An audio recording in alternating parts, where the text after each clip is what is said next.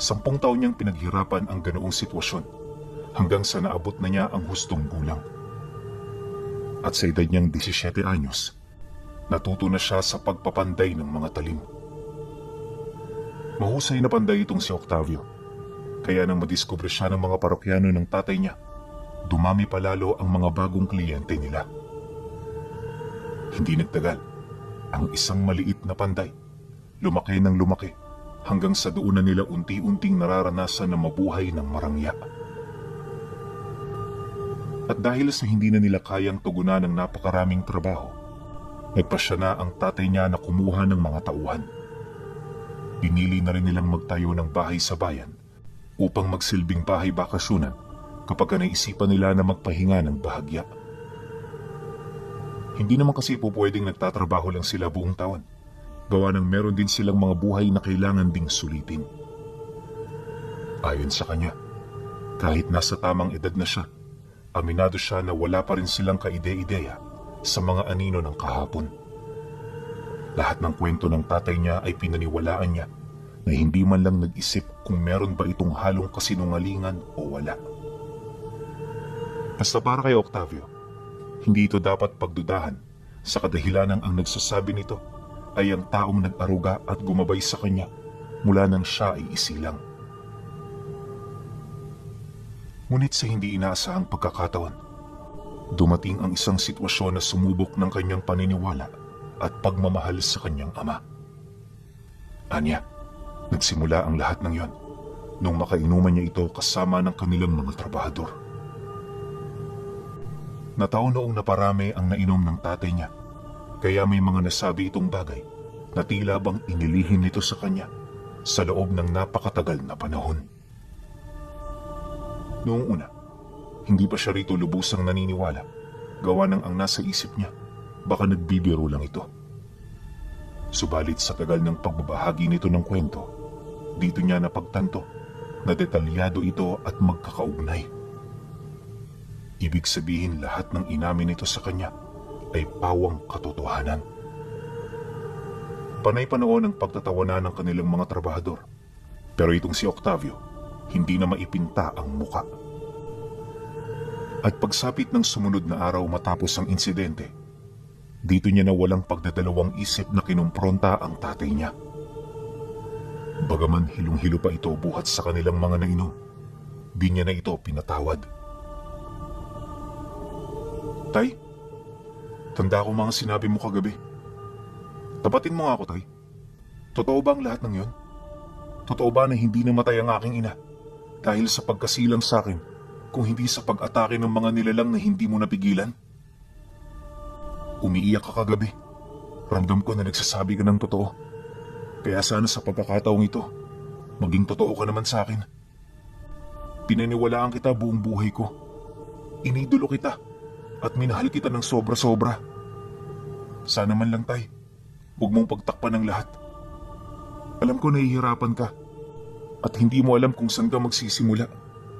Pero siguro, ito na hong tamang pagkakataon para harapin niyo ang katotohanan na ni minsan hindi niyo kayang matakasan. Wika ni Octavio sa kanyang ama. Hindi kasi siya malimit na sumagot dito. Kaya yung tagpong yun, napakahirap talagang gawin para sa parte niya. Nang marinig naman yun ng kanyang ama, dito na nagsimulang tumulo ang luha nito. At kahit hindi pa ito nagsasalita, alam niya sa kanyang sarili na malapit na itong magsabi ng totoo. Mas lalo ring lumakas ang kanyang kutob na ang istoryang narinig niya noong gabi ay pawang mga katotohanan. Ilang minuto pa ang lumipas. Paghinga nito ng malalim, dito na ito nagsimulang magsalita. Ayon sa tatay niya, wala naman itong balak na itago sa kanya ng panghabang buhay ang totoong nangyari sa kanyang ina. Naghahanap lang ito ng paraan at pagkakataon upang masigurong hindi sila magkakaroon ng mga di pagkakaunawaan.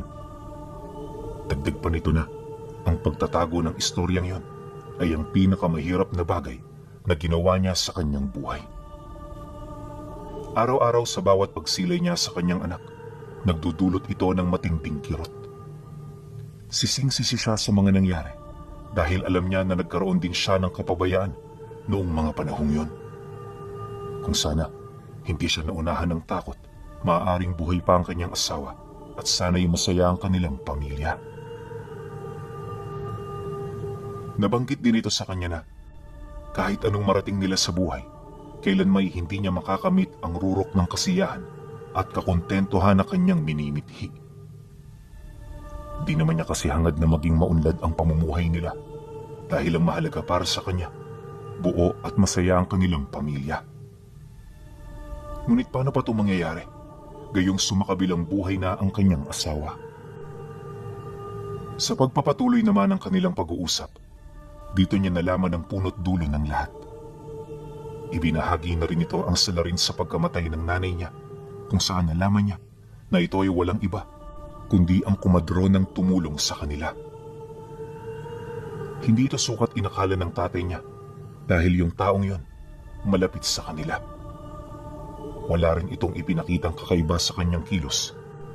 At lahat ng kababaryo nila, pinagkakatiwalaan talaga ang kumadro ng yon. Dahil dito, kung kaya't hindi na nila ito pinag-isipan ng kung ano.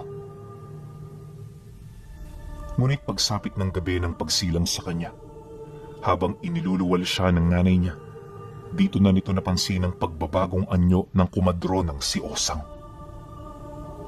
Paglabas ni Octavio sa sinapupunan nito, bigla nitong ipinasok ang kamay nito sa puwerta ng nanay niya para hugutin ang matres at mga bituka. Nang mapansin naman ng kanyang ama na hindi na tama ang ginagawa ni Osang, dali-dali itong kumuha ng 2x2 na kahoy na agaran naman itong ipinalo sa ulo nito.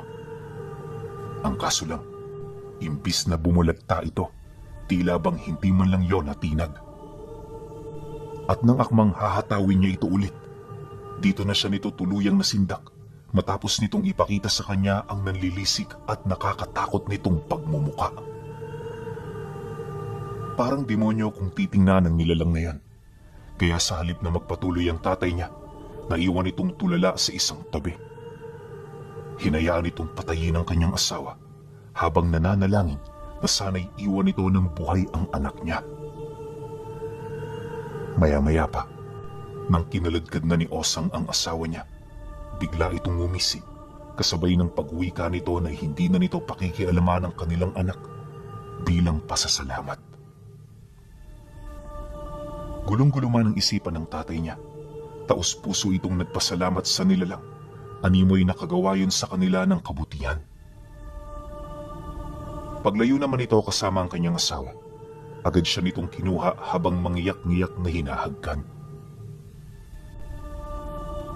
At sa paglipas ng mga araw, kasabay ng masigasig na paghahanap ng kanilang mga kakilala sa nilalang, ay ang paglapit sa kanyang ama ng mga tunay na kadugo ng kanyang ina. Dito na nito nalaman na kaya pala ito pinagdiskitahan ng kumadrona ay dahil sa espesyal na dugo na nananalaytay sa katawan nito. Huli na nito nang malaman na ang nanay pala niya ay anak ng isang bibino. At ang nilalang na kumuha rito ay ang anak ng manlalasong aswang na gabunan na napaslang nito. Matagal pinag-aralan ni Osang kung papaano ito may paghihiganti at kung papaano nito makukuha ang dugo na nagmula sa bibino. At marahil meron itong ibang plano maliban sa paghihiganti nito. Matapos itong mailahad ng pamilya ng kanyang ina, labis-labis ang pangamba na naramdaman nila. Hindi naglaon, nagpasya na rin ang kanyang ama na lisanin ang lugar na yon. Pinilit nitong mamuhay ng normal at malayo sa mga tao, subalit walang gabi na hindi ito dinadalaw ng kanyang pangungot. Di nagtagal, nang dumaan na ang mga taon, paunti-unti nang hinilom ng panahon ang sugat na umukit sa kanyang puso. Nang mapagtanto ng tatay niya na tapos na ang kanyang pagsisisi, dito na ito nagsimulang bumalik sa tinalikuran nitong trabaho. At magmula nun, namuhay silang dalawa ng masaya. Nang marinig naman ni Octavio ang kabuuang kwento nito, hindi niya halos sukat akalain kung ano ang pakiramdam ng nanay niya noong kinakaladkad ito papalayo sa kanila. Kahit sa isip, nagdudulot ito ng matinding sakit at habang tumatagal ang kanilang pag-uusap, dito niya napagpasyahan na kailangan niya itong ipaghiganti. Naniniwala siya na buhay pa si Osang, kaya gagamitin niya ang kanyang lakas para wasakin ito at mabigyan ng hustisya ang pagkamatay ng kanyang ina. Dahil sa ganun niyang pagmamalabis, walang patid naman siyang pinayuhan ng tatay niya. Ayon dito, hindi niya na yun kailangang gawin dahil matagal na rin ang nakalipas mula nang nangyari ito. Dagdag pa nito na wala silang ideya kung nasaan na itong si Osang, buhat na rin sa tagal ng panahon na hindi nila pagkikita. Mariin din itong inilahad na imbis na mabuhay siya sa paghihiganti, bakit hindi niya piliing ituon ang kanyang atensyon kung papaano mapapabuti ang kanyang sarili? Nang marinig naman niya ang sinabi nito, matapang naman siyang tumingin dito, sabay sagot ng, "Hindi ito paghihiganti, tay. Kaya ako ito gagawin ay dahil sa gusto kong malagay na sa payapa ang kaluluwa ng aking ina. Bilang anak, tungkulin kong gawin ito at hindi ako papayag na habang namumuhay tayo, malayang nakakapambiktima ang demonyong yon. Kahit saan man siyang lupalop ng mundo magtago, hahanapin at hahanapin ko siya." Teka anak, paano mo naman gagawin yan? Baka nakakalimutan mo. Magdadalawang dekada nang nakalipas magmula noong nakita ko si Osang. Wala na tayong balita sa kanya. Kaya yung mga sinasabi mo, napaka-imposible. Pag-isipan mo ito ng maigi, anak.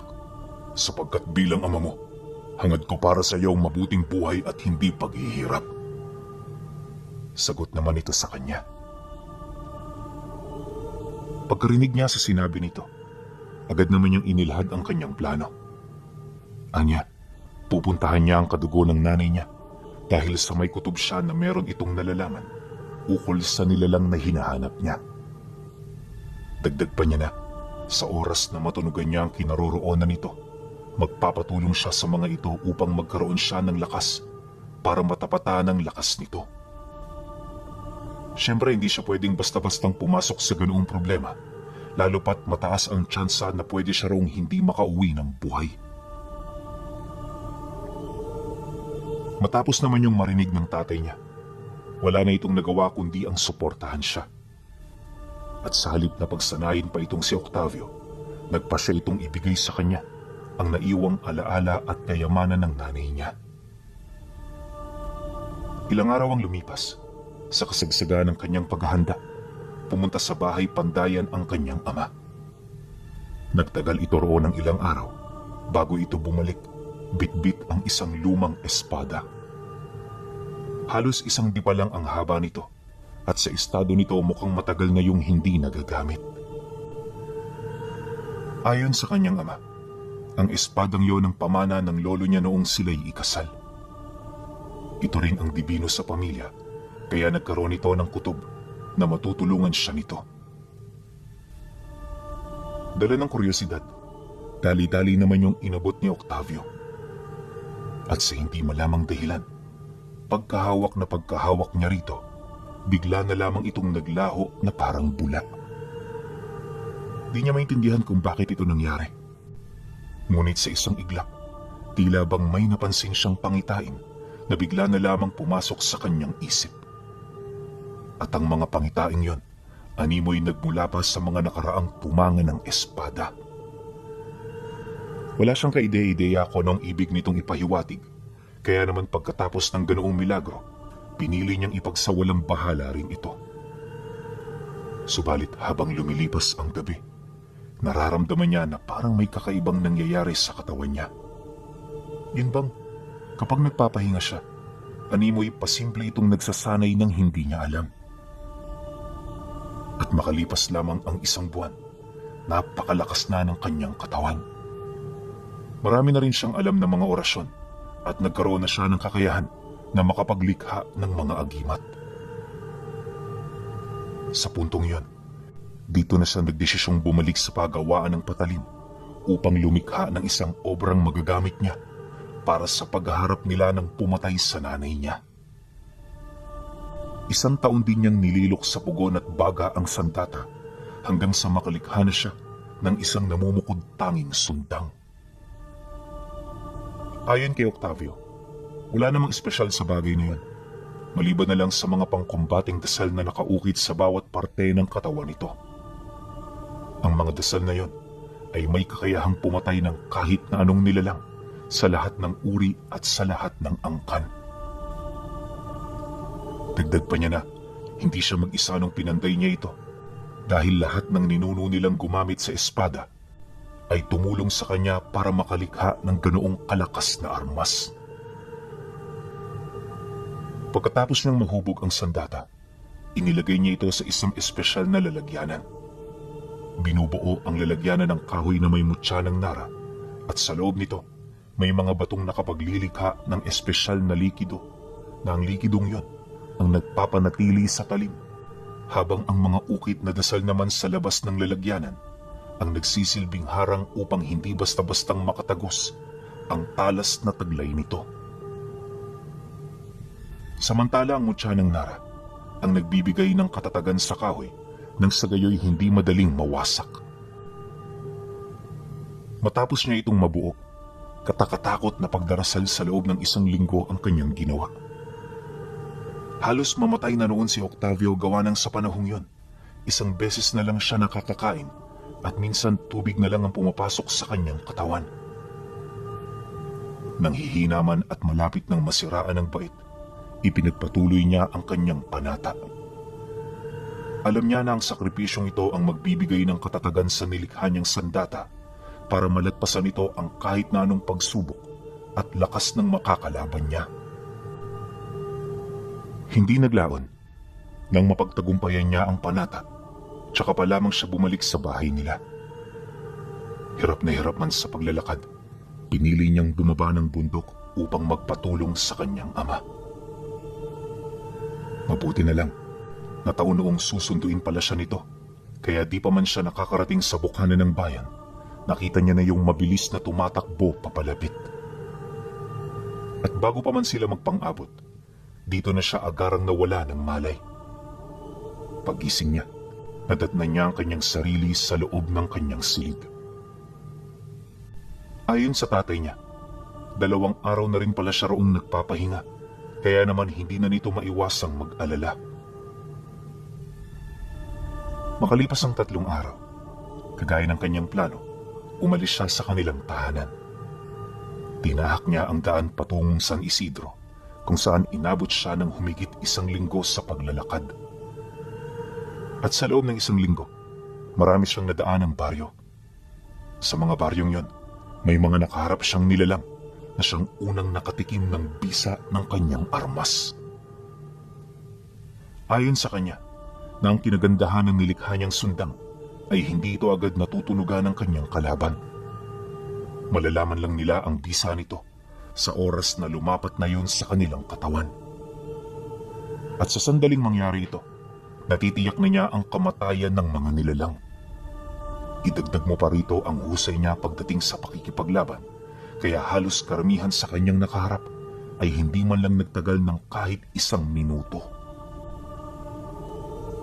Pagdating niya sa San Isidro kung saan nakatira ang angka ng kanyang ina, di na siya nagdalawang isip na magpakilala.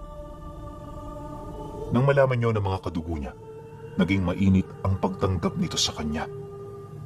At sa isang iglap, nagkaroon ng masayang salo-salo. Marami ang naging tanong ng mga ito sa kanya, kung saan sinagot naman niya ng masaya at may pagrespeto. Ngunit pagsapit ng gabi, dahil sa nagmamadali siya, hindi niya na maiwasang ipagtapat ang kanyang pakay sa mga ito. Para naman hindi magambala ang maraming tao, inilihim niya yon sa malalapit na kadugo ng kanyang ina. Nang marinig naman ito ang sinabi niya, bahagya itong napatahimik, animoy meron itong nalalaman ukol sa nilalang na kanyang hinahanap. Mag-iilang minuto rin yung nag-usap-usap, hanggang sa magdesisyon ng mga ito na papasukin siya sa loob ng bahay upang makapag-usap sila roon ng seryoso. Ayon kay Octavio, na ang mga nakasama niya sa loob ay pawang mga tiyuhin niya. May mga kapatid din doon ng nanay niya na tahimik lang na nakikinig sa gilid. Pagtanong naman ng tiyuhin niya na kasalukuyang namumuno sa angkan, inilahad nito kung papaano niya matatalo ang nilalang. Dagdag pa nito na, dahil sa pagpatay nito sa kanyang ina, mas lalo pang lumakas ang kapangyarihan ni Osang. Mariin din itong ipinagtapat na hindi malayo ang pugad nito sa kanila at anumang oras pwede nila itong puntahan kung sakali mang mapatunayan nila na karapat dapat nga siyang pagkatiwalaan. Hindi biro ang gulong pinapasok mo. Alam mo ba, Octavio, ngayang si Osa ngayon, ang pinakabantog na manlalason dito sa buong San Isidro. Wala pang taong pumunta sa kanyang pugad na nakabalik dito ng buhay. Marami na rin siyang tagasunod at ang mismong lugar kung saan siya naninirahan ay nababalot ng mahikang itim.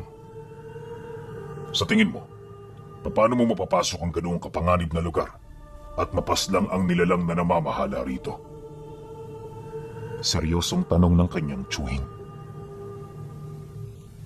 Nang marinig niya ang sinabi nito, di siya nagdalawang isip na ilabas ang kanyang armas habang nagpapaliwanag. Inilahad din niya ang lahat ng pagsasanay at mga pangyayari sa buhay niya upang magkaroon ng mga ito ng tiwala.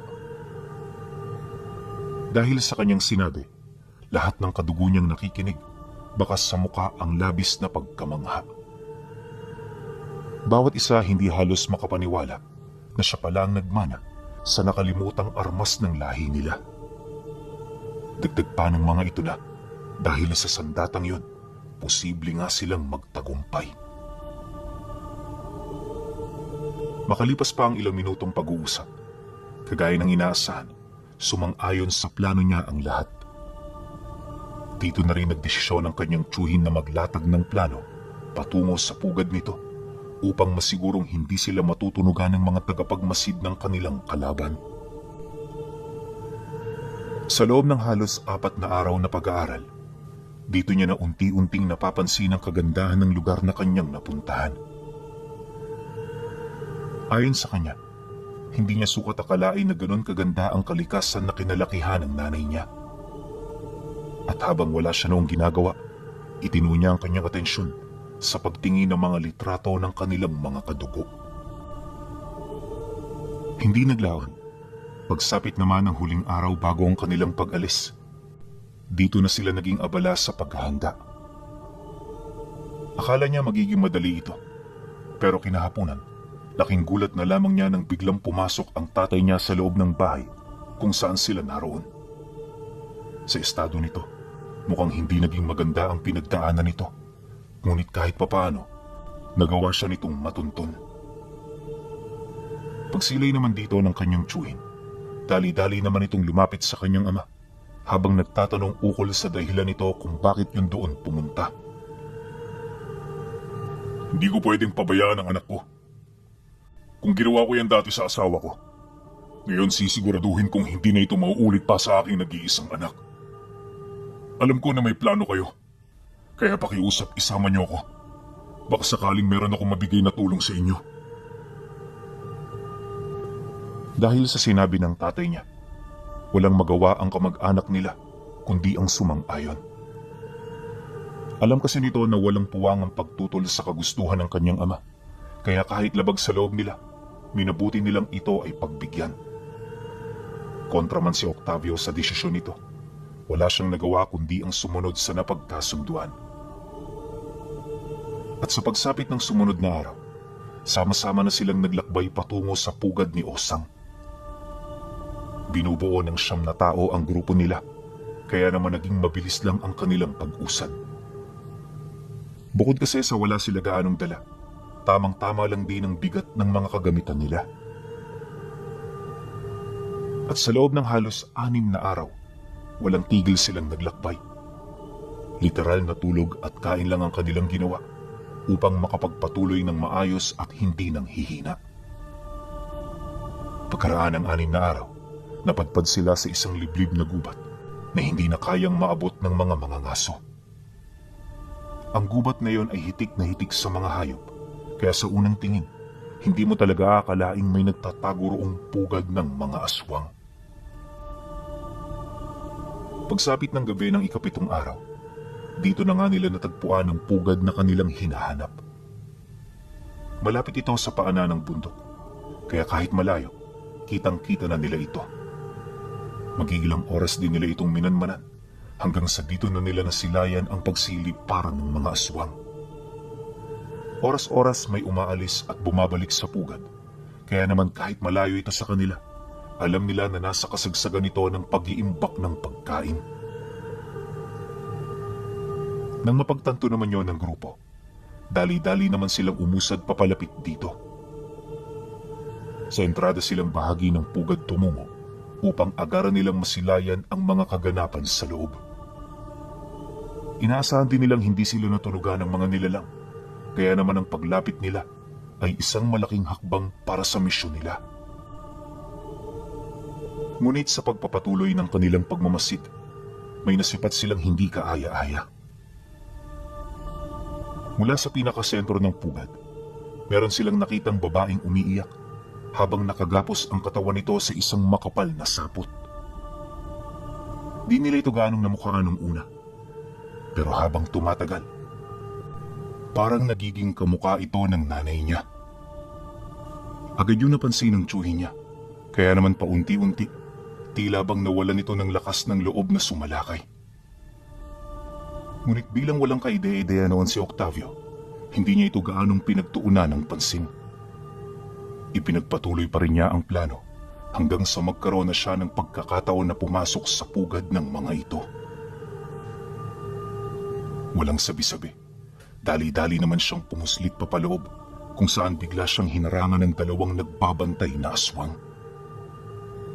Pagsunggab naman ito sa kanya, agad niya yung nailagan kasabay ng walang habas niyang pagtagas sa mga ito. Matapos niya yung gawin, agad namang binawian ng buhay ang mga nilalang. Nang mapansin niyang ligtas na ang paligid, hinudyatan niya ang mga ito na lumapit. Pagsilay naman ng mga tiyuhin niya sa kanyang senyas, agad naman yung lumapit kahit nag-aalala. Maya-maya pa, dito na nga sila nasilayan ng mga aswang na naglilibot sa himpapawid.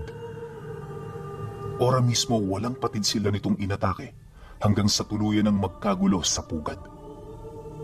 At habang nakikipaglaban noon sila Octavio, dali-dali naman niyang hinanap ang nilalang na kanyang pakay. Ang kaso lang, sa sobrang dami ng mga bantay, hindi niya maipagkakaila na nahirapan siya na mahagilap ito. Mabuti na lang, naituro ito ng tatay niya, kaya naman mabilis nila yung napuntahan. At sa puntong yun, tanging silang mag-ama lang ang matagumpay ditong nakalapit. Nang masipat naman ni Osang ang kanilang pagdating, agad sila nitong kinaharap kasama ng tatlo nitong pinagkakatiwalaang alagad. Pangisi-ngisi ang nilalang na yun habang kaharap sila, na animoy hindi malang ito nakakaramdam ng pagkabahala. Nang masipat naman yun ni Octavio, dito niya na ibinuhos ang lahat ng pagsasanay na ginawa niya. Hindi nagtagal, nang makahugot na siya ng lakas ng loob, agad niyang pinagsabay-sabay ang apat. Inakala niya kasi nakakayanin niya ito, pero pagpang-abot nila, dito niya napagtanto na gumagamit din pala ang mga ito ng sandata. Dahil sa pangyayaring yan, alam niya na hindi ito magiging maganda, kaya naman nagdoble ingat talaga siya. Bawat pag-atake pinag-isipan niya ng maigi, hanggang sa bigo niya pa ring maramdaman na siya ang umaangat sa laban. Nang mapansin naman ng tatay niya ang ganoong pangyayari, nagpa siya na itong tumulong sa kanya. Kinuha nito ang atensyon ng tatlo upang maiwan sa kanya ang nilalang na pakay nila. At sa loob ng halos kalahating oras na pagbubuno, dito niya naranasan ang pinakaseryosong pakikipaglaban na nangyari sa buhay niya. Sa sobrang lakas kasi ng nilalang, tila bang hindi na umuubra rito ang sumpa ng kanyang sandata. Mabuti na lang, pagsugod niya rito, biglang sinalo ng tatay niya ang huli nitong atake, kaya naman napugutan niya ito ng ulo. Nang gumulong na sa lupa ang ulo nito, laking gulat na lamang niya nang mapagtanto niyang buhay pa rin ito. pilit yung lumalapit sa kanyang katawan para muling makipag-isa. Kaya naman gamit ang huling lakas ng tatay niya, inilahad nito sa kanya na upang malipol ang mga nilalang sa lugar. Kailangan niyang paslangin ang babaeng naroon sa pinakagitnang bahagi ng pugad. Nang marinig naman yun ni Octavio, sinipa niya ang ulo ni Osang, sabay karipas ng takbo patungo sa kinaroroonan ng babaeng yon. Kahit sinusundan siya ng 3 alagad nito, hindi niya ito ininda. Hanggang sa pinag-uundayan niya na ng saksak ang ipinapapatay ng tatay niya. Inatake niya yon sa likurang bahagi, kaya naman yung babaeng yon ay tila bang nasurpresa. At bago pa man ito makapagsalita, agaran yung binawian ng buhay, buhat sa tindi ng pinsalang natamo nito. Matapos ang pangyayari, pumutok ang isang itim na oras sa paligid, kasabay ng paglaho ng mga nilalang na patuloy pa ring nakikipaglaban sa kanyang mga kadugo. Ilang segundo lang ang lumipas, naglaho ang mga ito na parang bula. Nang sila na lamang ang natira sa lugar, binalikan niya ang tatay niya at dito niya nalaman na ang babaeng pinaslang niya ay ang sarili niyang ina. Mahirap man ang desisyong yon. Alam nito na ipinagpapasalamat ito ng kanyang asawa. Dahil sa sinabi nito, nagdulot ito ng matinding pagsisisi sa parte ni Octavio.